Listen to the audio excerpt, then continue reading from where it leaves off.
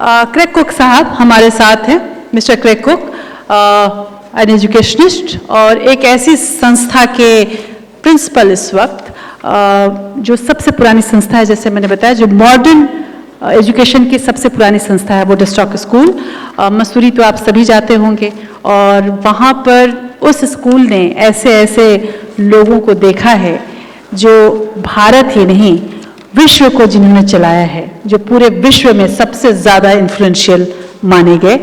Craig Cook साहब खुद एक बड़े एजुकेशनिस्ट हैं और जिनके पास पूरे विश्व के एजुकेशन का एक सार भी है।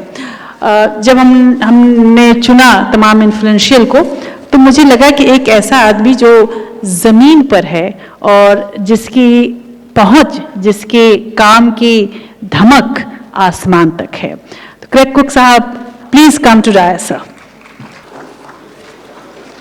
Namaskar. Good day to everybody. Thank you to Ms. Rajshri and Mr. Rai for the invitation to be here. Thank you, Dr. Chaudhary, too, for your comments just now. They lead right into just a few comments I was going to make about the topic, synergy of technology of school education for global harmony, right? As educators, much of our work is about integration. It's about bringing things together from sometimes disparate areas, and that's what makes our work so unique and distinctive in this day in which we live.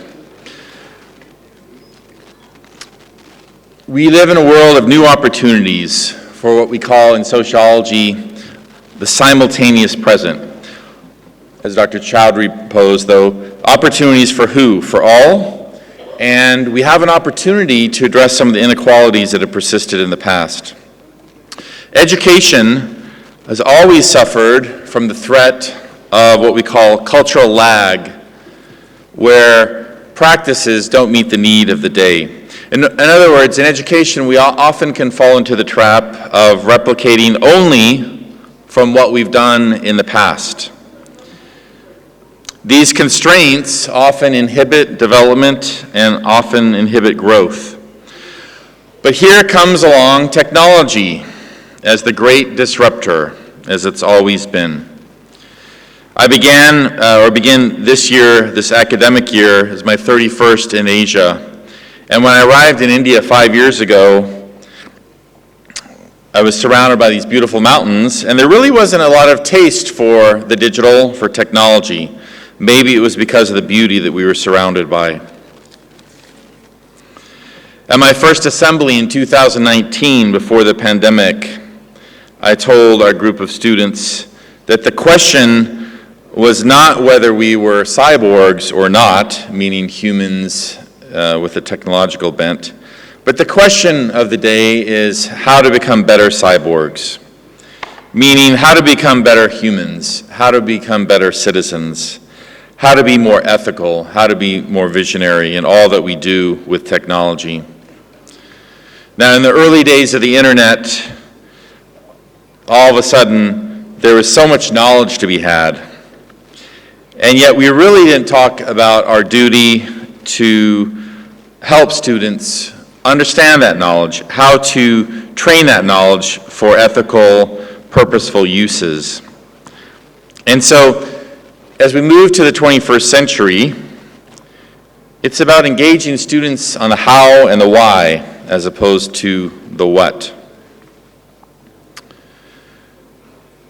The goal of education is, yes, to look in the past, to look at history, and as we say, to understand the dead by studying history, philosophy, language, literature, so that we can know how to live in the present. But education must also look into the future. As usual, when we look at engagement with technology, there are many around us in education, the moral entrepreneurs who would seek to assert that the apocalypse is now upon us with the rise of technologies such as emergent ChatGPT and other forms.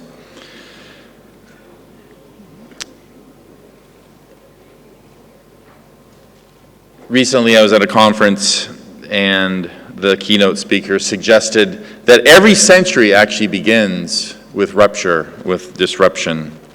And so here we are in 2023, following the pandemic, which some would say is really the beginning of the 21st century.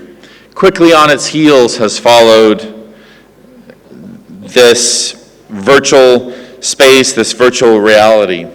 So in the field of education, I say, let's embrace the change with an eye on changing how we approach the world, with an eye that asks the questions of why and how as opposed to what.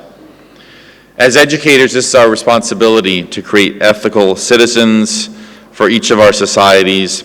And the rise of AI on the heels of the pandemic gives us this great opportunity to engage with students in the ethics of knowing, in the ethics of knowledge production, and in the ethics of creating a better world for all.